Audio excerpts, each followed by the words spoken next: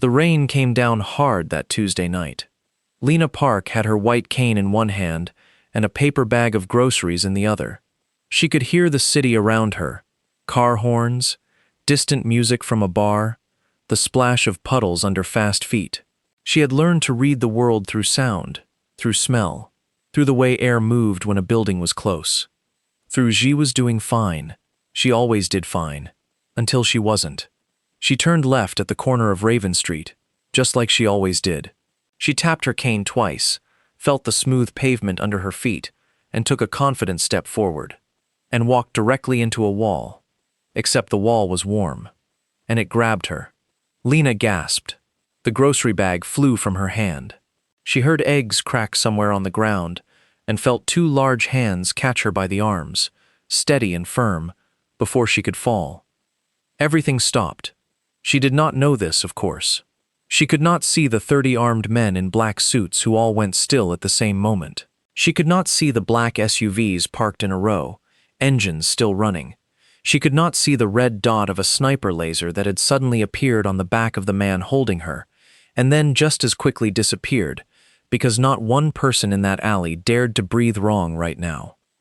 She only felt the hands, big, careful, like they were used to holding things that could break. "I'm so sorry," she said quickly. Her voice came out small. I couldn't hear you. I'm sorry." There was silence. Not just quiet, real silence, the kind that has weight. And then a voice, low, deep, the kind of voice that sounded like it had never once been raised in panic, said one single word close to her ear. "Stay." That was it, just that, stay. And every man in that alley who had reached for a gun, who had taken a step forward, who had pulled out a phone, stopped. Because when Dante Reyes spoke, even the air listened. Lena blinked. She tilted her head slightly, the way she always did when she was trying to understand something. "Stay?" she repeated. "I wasn't planning to run. I can't really run. I just bumped into you. I'm very sorry about that. If you could just... Are you hurt?" She paused. The question surprised her. It was direct, no anger in it, no irritation, just a question. "No," she said. "My eggs are probably dead, though." Silence again. And then, something shocking happened. Dante Reyes almost smiled. His second in command, Marco, who had been with him for 11 years, watched from 3 feet away and felt the world tilt slightly. He had seen Dante shoot a man without blinking. He had seen him walk out of a burning building. He had seen him sit across from government officials and say nothing until they cried. He had never seen that almost smile. "Your eggs," Dante repeated slowly. "In the bag. The paper bag I dropped. I just bought them."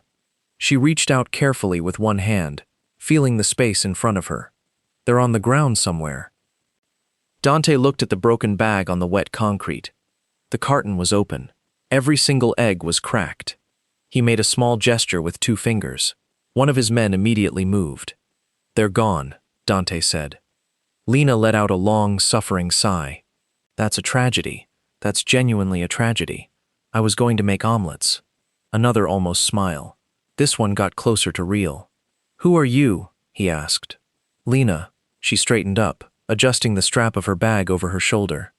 She held out her hand in the general direction of his voice, which was very slightly to the left of where she thought he was. "Lena Park.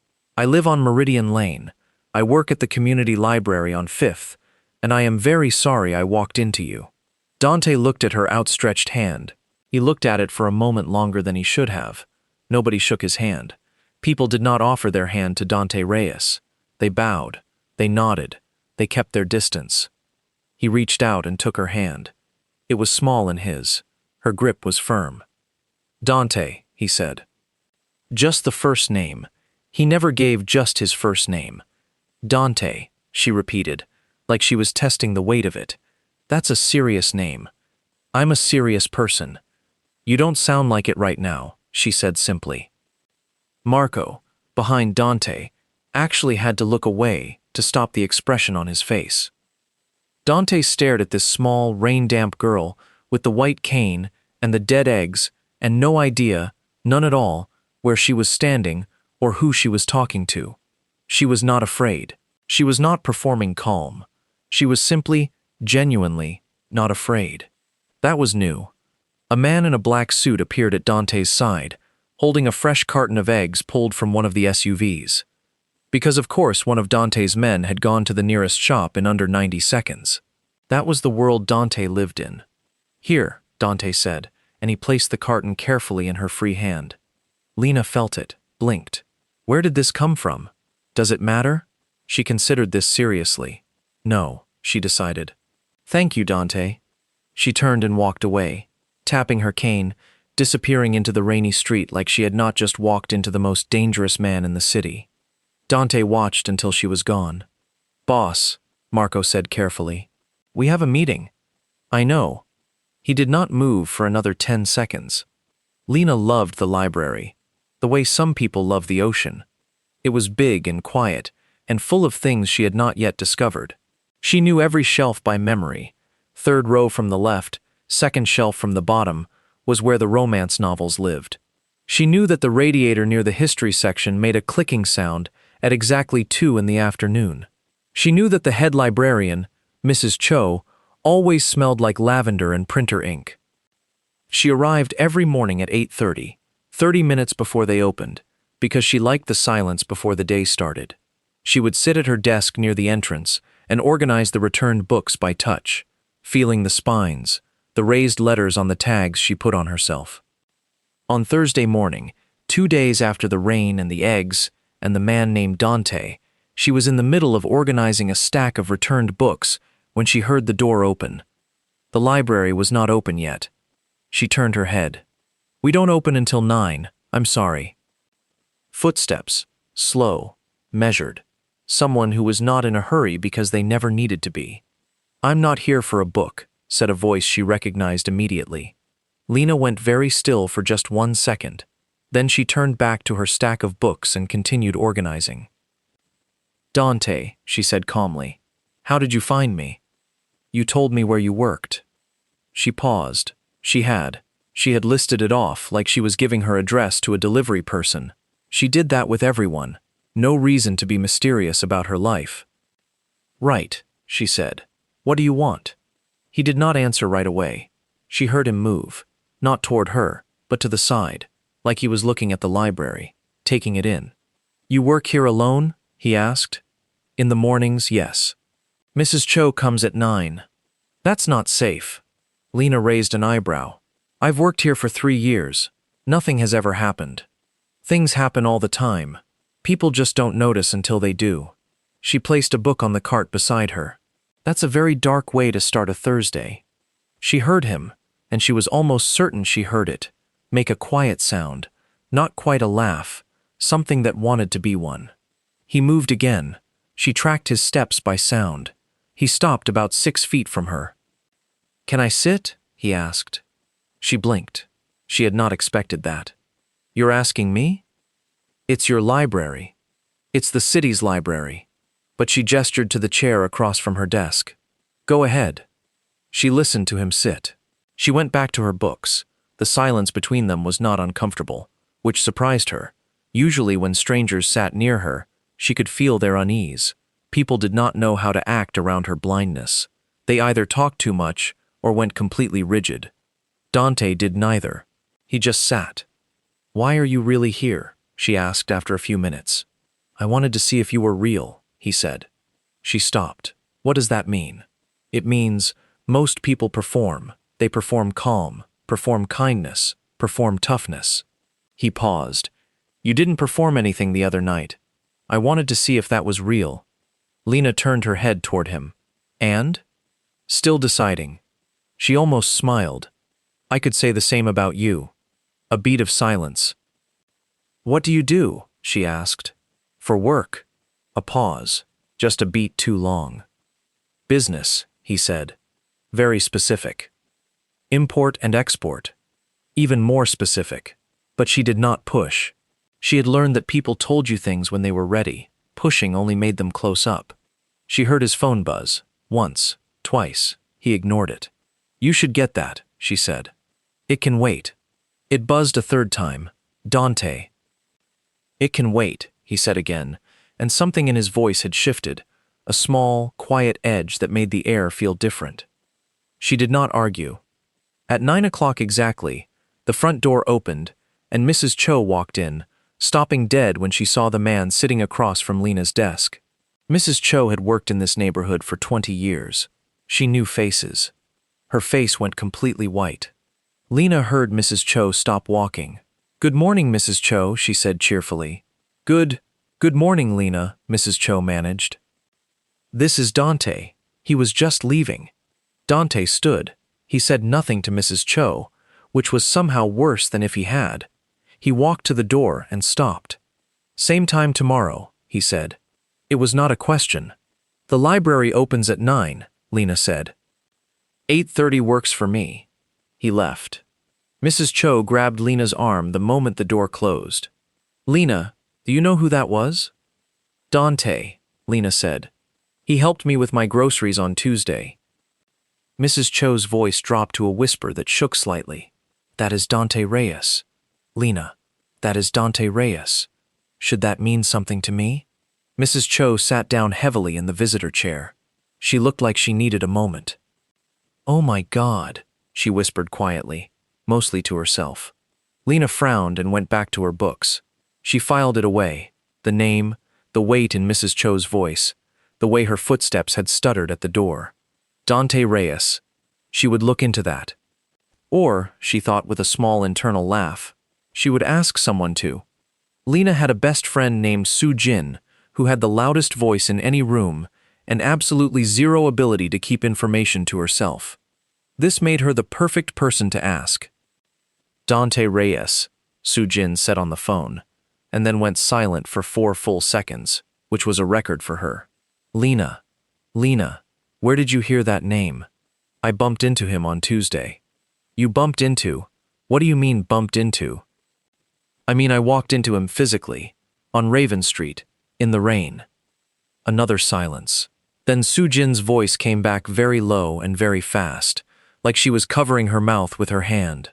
"Lena, Dante Reyes runs the Reyes organization. He controls the entire east side of this city. Shipping, casinos, properties, and about 9 other things that are very illegal and never proven. The government has tried to touch him 4 times. 4 times, nothing happened. Nobody touches him." Lena sat on her apartment floor with her back against the sofa. "He bought me eggs." "He what?" "My groceries fell. He replaced them. That is, Lena, nobody just replaces groceries for people. He doesn't do things like that." Soo Jin sounded genuinely frightened. "What did he say to you?" "He said his name. He asked if I was hurt. He said I wasn't safe working alone in the mornings." Lena paused. "He came back today." The sound Soo Jin made was somewhere between a scream and a word. "He sat in the library for 30 minutes, Lena said. "He didn't say very much." "Lena, you need to be careful. These people are not, they are dangerous. He is dangerous." He seemed quiet. Predators are quiet. That's the whole thing about predators. Lena pulled her knees to her chest. She thought about Dante's voice. The way he had said stay, and the whole world had apparently stopped. She didn't know about that part. She had looked it up through her screen reader that night, read articles about him, heard Soo Jin's description now. But what she had felt in person was different. She had felt steady, not threatened, not performed at, just steady. "He's coming back tomorrow," she said. "Lena, I know." She did know. She was not naive. She understood that charm could be a weapon, that danger could wear a quiet voice. "I'll be careful. You'll call me the moment anything feels wrong. You'll be my first call." Soo Jin breathed out hard. "You are going to give me a heart attack before I'm 30. He came back the next morning at 8:28. She heard his footsteps before the door even opened. She had started to recognize them, which surprised her. He had a particular way of moving, deliberate, no wasted steps. He brought coffee, 2 cups. She heard him set one on the edge of her desk without a word. She reached out and found it. It was warm, no sugar. She had not told him how she liked it. She took a sip. No sugar, just a little cream. Exactly how she liked it. She said nothing about this, but she noticed. They sat in their silence. She organized her cart. She was not sure what he did. She thought he watched. She had gotten used to people watching her when they thought she could not tell. She always could. "You know who I am now," he said after a while. It was not a question. He was very good at reading situations. "I looked you up," she said honestly. "And?" She thought about it carefully. "You scare people." "Yes. You don't scare me." A pause. "I know." "Does that bother you?" she asked. "No," he said, and he sounded slightly surprised by his own answer, like he had not checked before speaking. She turned that word over in her mind. "No. It should," she said quietly, "for your sake." "Why?"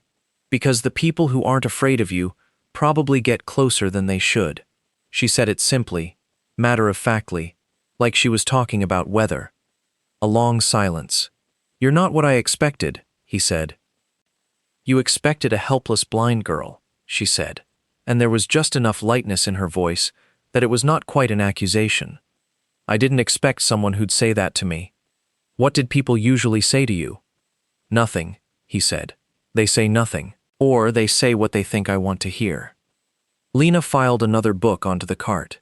"That sounds very lonely." The silence after that one was different, heavier. She had the feeling she had stepped somewhere unexpected, for both of them. "Drink your coffee," he said finally. "It'll get cold." She drank it. He came every morning after that. No announcement, no explanation, just footsteps at 8:28, one coffee on the corner of her desk, and 30 minutes of quiet that felt, somehow, like the realest part of both their days. Mrs. Cho stopped being frightened. She started leaving an extra cup in the break room just in case. 3 weeks passed. Lena did not let herself think about what the mornings meant. She was good at being practical. She was good at drawing clean lines and staying behind them. She told herself, "He is interesting, that is all. People can be interesting without meaning anything." She told herself this every day, very firmly, and every day it got slightly less convincing. On a Friday afternoon, Lena was walking home from the library when the sky opened up. Real rain, the heavy kind that comes fast and doesn't apologize. She opened her folding umbrella and kept walking. She heard a car slow beside her. "Get in." She recognized the voice immediately. She did not stop walking. "No thank you," she said pleasantly. "It's raining. I've noticed." "Lena, I have an umbrella. You're already soaked." She was, a little. The wind kept pushing the rain sideways. Her umbrella was doing its best but losing the argument. "I don't get into cars with people I don't know," she said. "You know me. I know your first name and that you like coffee with no sugar." She kept walking. "That's not the same thing." She heard the car keep pace with her. The window was down. She imagined that was strange to see. This sleek, almost certainly expensive car crawling along the curb next to a girl with a white cane who was refusing to acknowledge it. "I make her nervous," said a voice from inside the car that was not Dante. New voice. Young, slightly amused. "Quiet, Marco," said Dante. "I'm just saying." "Marco." Lena almost smiled. "He's right. You do make me a little nervous." A beat, then Dante's voice. "You just said I don't scare you." Nervous and scared are different things. She tapped her cane around a puddle. Scared is when you want to run away. Nervous is when you don't want to do something stupid. Another pause from the car. "Which stupid thing are you worried about?" She was quiet for 3 steps. "Getting in the car," she said, and she kept walking. The car stopped. She heard the door open, then footsteps, fast, coming up behind her, and then something large and warm settled over her shoulders. A jacket, heavy, smelled like cedar and rain and something else she could not name. She stopped walking. "You'll get wet," she said. "I have another jacket," said Dante, from directly behind her. She turned around. She faced the direction of his voice, which put her looking up slightly. He was taller than she had realized the first night. She had pictured him at average height. He was not. "This is unnecessary," she said. "Probably. I'm fine with rain." "I know you are." "Then why?" "Because I wanted to," he said simply. That was it. "Because I wanted to," No strategy, no performance, just honest. She stood there in the rain with his jacket around her shoulders and felt something she had been very carefully not feeling for 3 weeks move in her chest like it had finally gotten tired of staying still. "Dante," she said quietly. "Yes. I need to tell you something." "Tell me." "I don't know anything about your world. I've read articles. I've heard things. I know there are things about you that are," she searched for the word, "heavy, and I'm not someone who gets scared easily, but I'm also not someone who is careless." She paused. "I just need you to know that I see the difference, even without seeing. Silence. Rain. The sound of water in gutters." "What difference?" he asked. "Between what you are and who you are." She tilted her head slightly. "They're not the same." She had no idea what his face looked like in that moment. She had no way of knowing. But Marco, from inside the car, watching through the windshield, would later tell his girlfriend that he had seen Dante Reyes, the man who did not show expressions, who had not shown a real one in years, look at this small woman in the rain with an expression that had no name, like he had been handed something breakable. Like he was terrified of dropping it. "Let me drive you home," Dante said finally. She considered. "Okay," she said, "but Marco has to talk the whole way. I want to know embarrassing things about you." From inside the car, Marco made a delighted sound. "Marco," Dante said, warning. "Oh, I have so many stories." "Marco." Lena laughed, a real one, full and bright, as she let Dante guide her to the car door, his hand light on her elbow, careful and certain at the same time. She kept his jacket. He did not ask for it back. The next morning he did not come at 8:28. Lena waited. She organized her books. She made her own coffee. She told herself it was fine. People had lives. Dangerous, complicated, illegal lives. Evidently, but still lives. He came at 9:17. She could hear in his footsteps that something was wrong. "You're late," she said. "I know." He sat down. "No coffee today. I need to tell you something." She turned to face him. "Someone saw us, on Friday, in the rain." His voice was controlled, but there was something underneath it, something tight. A photograph was taken. It's circulating in certain circles. Lena was quiet for a moment. "Is that dangerous?" "For you, potentially." He said it straight. No softening. She appreciated that. The people I deal with, if they think someone is important to me, they see that person as a way to get to me. The word important landed somewhere, and stayed. "What does that mean, practically?" she asked. "It means you need to be careful, more careful than you usually are." He paused. "It also means I should probably stop coming here." Lena was quiet. She heard Mrs. Cho somewhere in the back, moving books. She heard a child come through the front door with a parent, heading toward the picture books. "Is that what you want?" she asked. "No," he said immediately. Then, more carefully, "But what I want isn't the most important thing here." She turned back to her book cart. She picked up a novel and ran her fingers over the spine, reading the Braille label. "3 weeks ago I didn't know your name," she said, "and now I'm apparently in a photograph that criminal organizations are passing around." She placed the book on the shelf. "My life is very different from what it was." "I know. I'm sorry. I didn't say it was bad." She paused. "I said it was different." A silence. "Lena, I want to know what you're going to do about it," she said, and her voice was steady and clear. "Not so you can protect me. I can handle myself. I want to know because I want to understand the situation fully." "I'm handling it," he said. "That's not an answer. It's the safest answer I can give you right now." She turned toward him. She did not raise her voice. She spoke carefully and plainly. "If you are going to be in my life, in any way, whatever this is, I need you to talk to me like I'm a person who can handle the truth, not like I need to be protected from information." A very long silence. Then, "There's a rival organization. They've been looking for something to use against me. The photograph of us gives them something." He paused. "I'm going to meet with their head tonight. It'll be handled." "Handled how?" "The way things like this get handled." He said it quietly. honestly, with no decoration. She understood what that meant. She did not ask further. "Be careful," she said. "I'm always careful." "Be extra careful," she said. "For my sake, since apparently I'm now a photograph." She heard him stand, heard him move toward the door. "Dante." She turned. "Come back tomorrow." A pause. "Okay," he said. She listened to him leave. Then she sat very still for a moment, her hands on her book cart, the familiar smell of old paper around her, and she felt, clearly, calmly, without any confusion, that something had shifted. Not between them.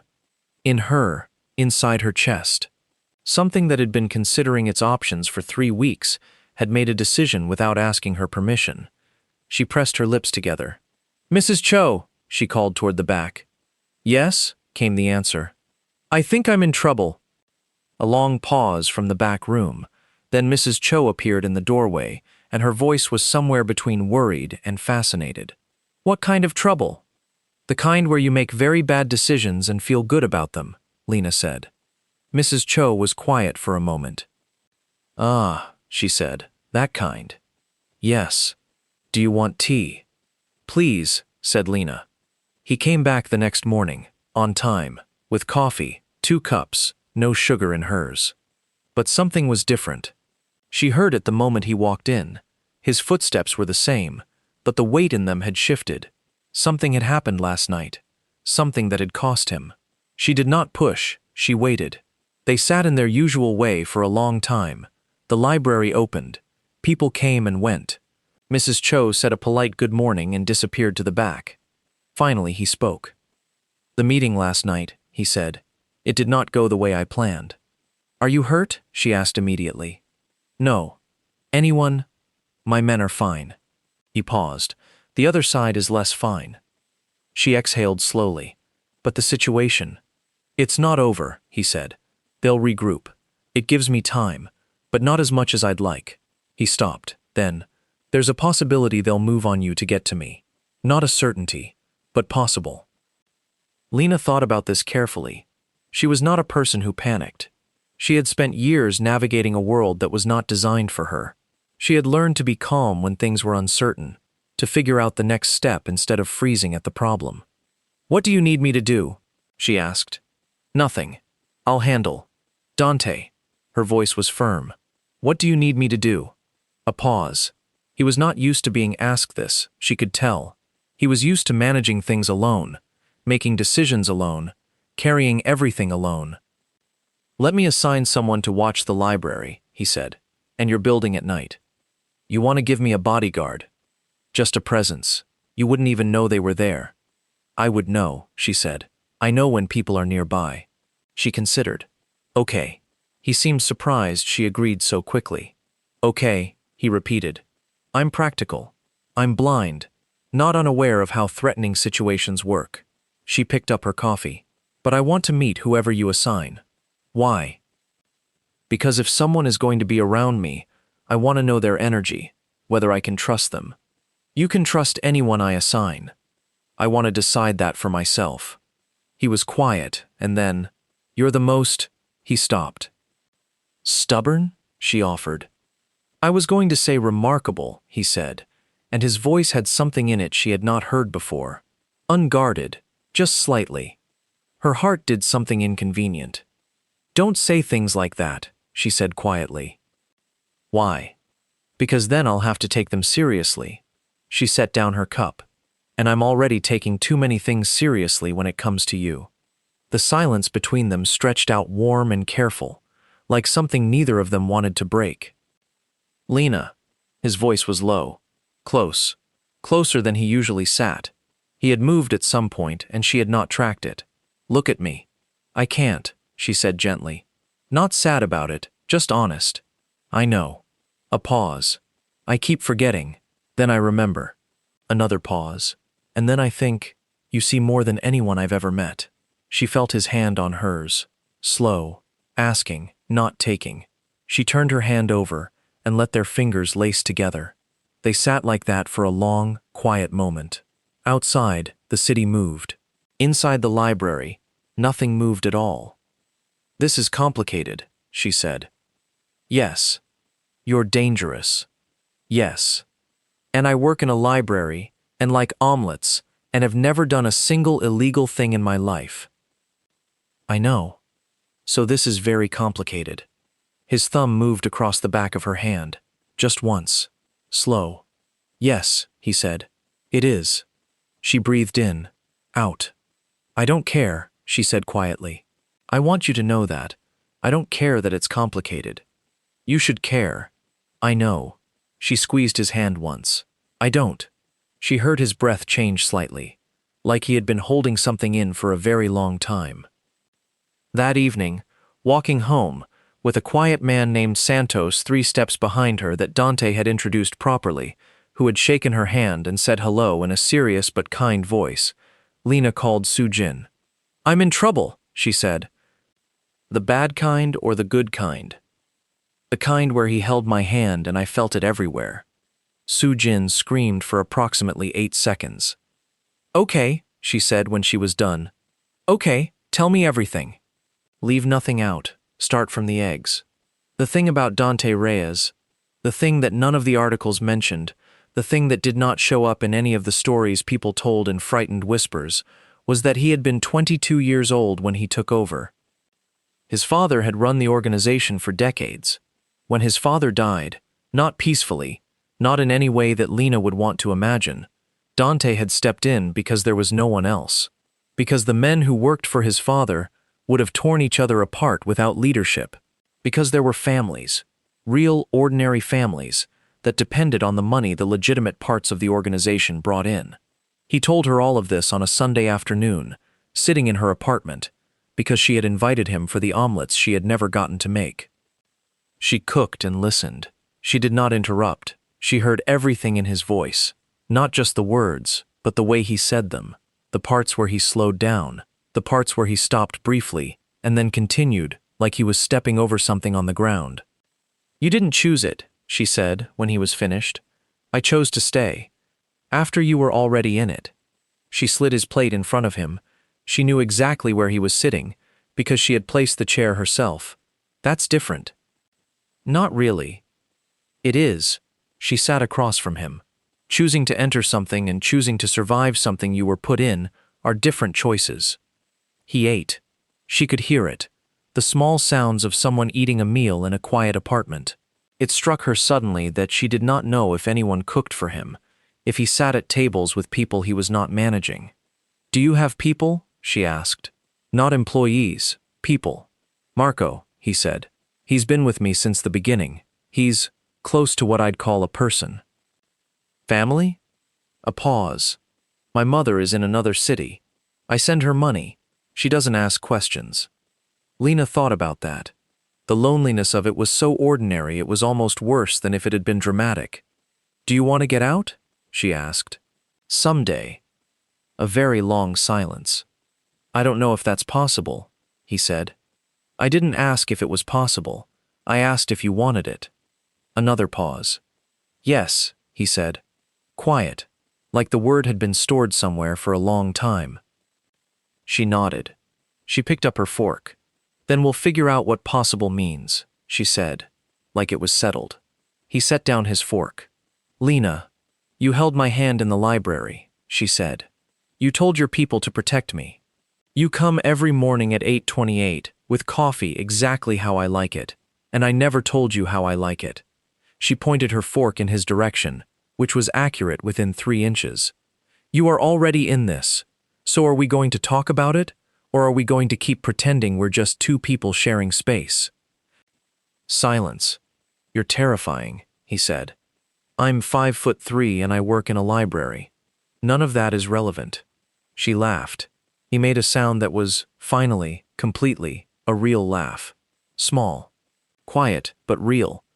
She had never heard it before. She decided immediately it was her favorite sound. He stayed until evening. They talked about everything. Her childhood, learning Braille, the way the world had different sounds in winter versus summer. He told her about places he had been, cities he had seen, briefly, and for the worst reasons. She told him what she imagined those cities sounded like. When he stood to leave, he paused by the door. Lena, Hmm? I need to tell you something. About the organization. Something that might happen in the next few weeks. His voice was serious again. Back to business. There's a possibility I'll have to disappear for a while. No contact. She was quiet for a moment. How long is a while? A few weeks. Maybe a month. She thought about her mornings. 8:28. 2 coffees. Okay, she said. You're not going to argue? Would arguing change it? No. Then I'm not going to argue. She stood up and walked to him. She knew her apartment perfectly, moved through it without hesitation. She stopped about 1 step away from him. Come back. I will. That is a promise I'm taking very seriously, she said. I know. She reached out and found his arm, then his hand. She squeezed once. He squeezed back. Then he raised her hand and pressed his mouth to the back of it, just briefly, warm and careful. She stood very still. I'll come back, he said again, against her hand. Then he was gone. She stood by the door for a long moment. Then she walked to her phone, found Soo-jin in her contacts, and called. He kissed my hand, she said. Soo-jin's scream was loud enough that Santos, standing outside in the hallway, heard it through the door. He was gone for 22 days. She counted. Not obsessively. She did not sit by the window or stop eating. She went to work. She organized her books. She had tea with Mrs. Cho and lunches with Soo-jin. She was proud of herself for this, completely functional. She also missed him like she had removed a piece of furniture from a room she knew by memory and kept walking into empty space where something solid used to be. Santos was there every day, 3 steps behind, quiet and professional. He would occasionally tell her things, not about operations, just practical things. Traffic was bad. It was cold today. The coffee place on 5th had a new flavor she might not like. She appreciated Santos very much. On the morning of the 23rd day, she walked into the library and stopped. The room smelled like cedar and rain and that unnamed thing. She turned toward the scent. You're early, she said. Her voice came out steadier than she expected. It's 8:26, said Dante, 2 minutes early. Are you okay? She asked. Yes. A pause. Are you? I'm annoyingly fine, she said. I was hoping to have more to show for 3 weeks of worrying. You worried? Constantly. She walked to her desk. She heard him follow, not to the visitor chair, but closer. He stopped just a step away. Lena. Yes. I want to tell you something. She turned to face him. I've spent the last 22 days doing things I'm not proud of, he said. Things I did because they were necessary. And for the first time in a very long time, every time I made a decision, I thought about what you would say. He paused. Not to stop me. Just, I thought about your voice, the way you say things straight. Another pause. It made me more careful. It made me come back in one piece. She felt something move through her chest, warm, certain, not frightened of itself anymore. I have to tell you something too, she said. I've been thinking about it the whole time you were gone. Tell me. I've never fallen for anyone before, she said simply. I don't have practice at it, and you are the most complicated possible person for this to happen with. You know that. I know. But I think I've stopped caring about complicated. She tilted her head up toward him. I'm not afraid of your world. I'm not afraid of you. I just want to know if you... She stopped. His hand came up to her face. Gentle. His palm against her cheek. His thumb near her cheekbone. She went completely still. She could feel him very close. Could feel the warmth of him. Lena, he said softly. Yes. Stay. It was the same word. The first word he had ever said to her. In the rain on Raven Street, with his men frozen around them and her standing there with her broken eggs. But this time it meant something entirely different. This time it was not a command. It was a question. She raised her hand and found his, still on her cheek, and covered it with hers. Okay, she said. And he leaned his forehead down against hers, just resting there, just breathing. And she felt the tension in him release like something that had been held tight for years had finally, quietly, decided to let go. In the back room, Mrs. Cho had definitely been listening. She pressed her hands together quietly and smiled at the ceiling. Outside, Santos was on the phone with Marco. "It happened," Santos said. "Finally," Marco said so loudly that Santos had to pull the phone from his ear. Inside the library, two people stood with their foreheads together and said nothing for a long moment, because nothing needed saying. She had walked into him in the rain, and he had said one word. And somehow, in the most impossible, complicated, wonderful way, that had been enough to start everything.